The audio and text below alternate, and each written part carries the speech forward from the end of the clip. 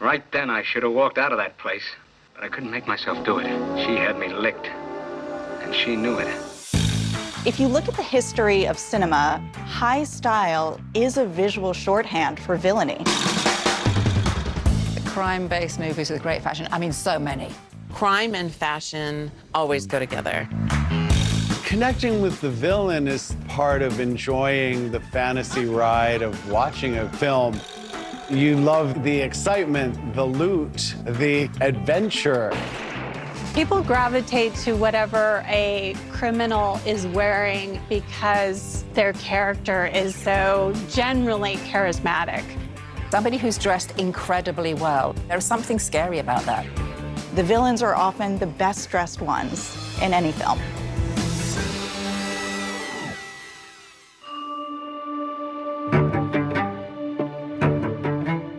All crime has some kind of costume because somebody's pretending to be somebody else. Somebody's trying to heist or to somehow cleverly get from here to there.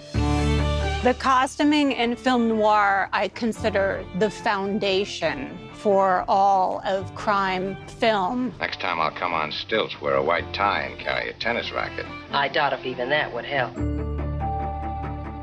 The crime fashions that I love are the early Warner Brothers films. I'm fascinated by that transition period of 1929, 30, 31. I'm telling you, they got us on the run. Not me. I ain't running. I ain't yelling. Toss out your wife.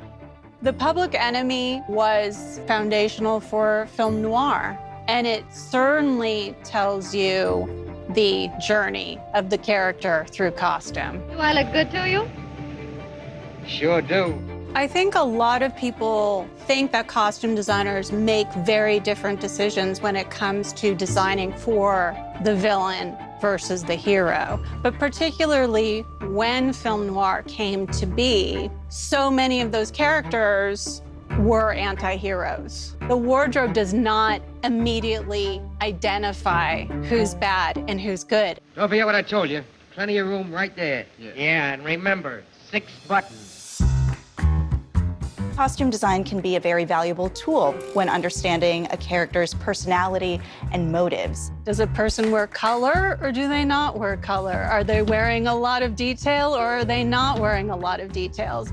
I'm always telling a story, and part of that is how wide are the pinstripes? How big is the collar? How big are those cufflinks? Ted Nugent called. He wants his shirt back. Differentiating between the good guy and the bad guy, or the good girl and the bad girl. Obviously, the villains are always the most exciting to dress. An investment in fashion somehow reflects moral deterioration. And that is due in part to fashion's supposed proximity to vanity. Somebody messes with me, I'm gonna mess with him. I think the hero is often tasked with being the placeholder for the audience member, whereas the villain gets to be the other. Costuming somebody who's full of goodness is really quite difficult, but a villain is so much easier because more often than not, the villains are vain. When I'm working with a villain and costuming, I think of who does this person think they are? Who is that person trying to fool? What's their game? Is that a raincoat? Yes, it is. One of the important jobs that a costume has in a film is to visually communicate to an audience where there is no dialogue.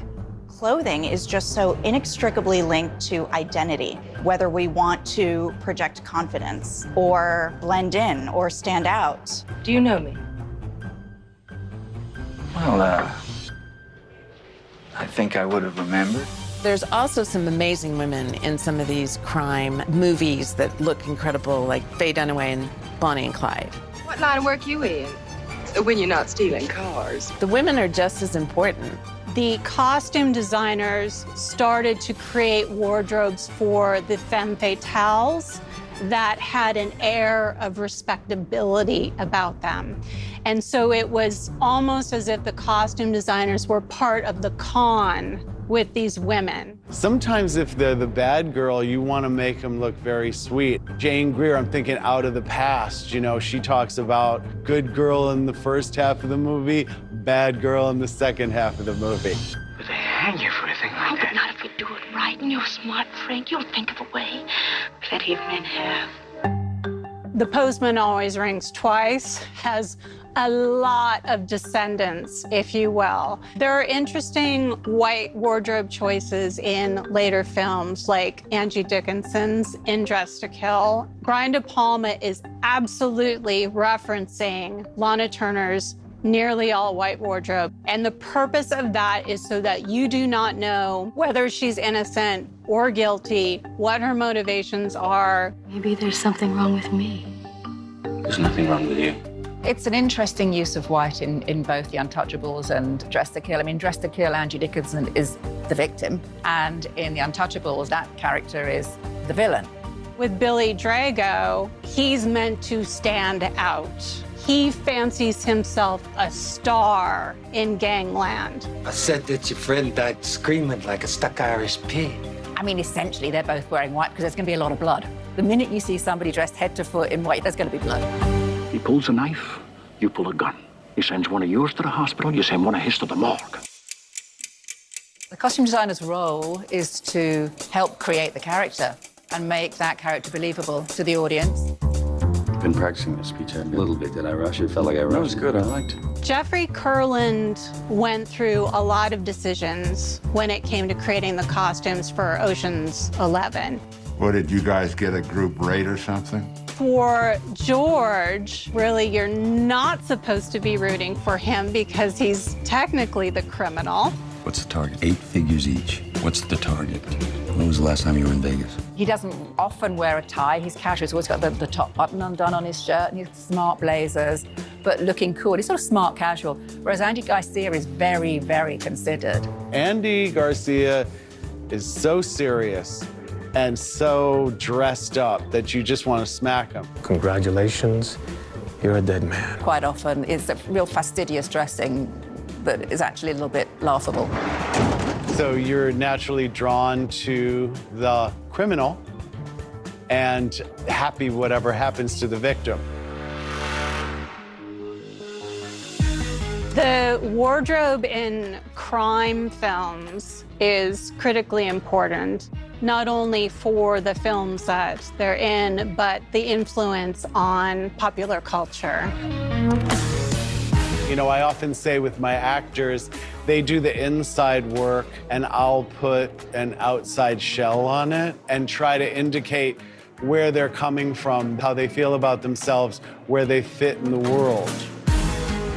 So a highly skilled costume designer will be able to integrate all of those layers into a single cohesive visual representation of that character. You can get these subtle messages of who these characters think they are and who they want to be. And that, I think, is really the artistry when it comes to storytelling and costume design.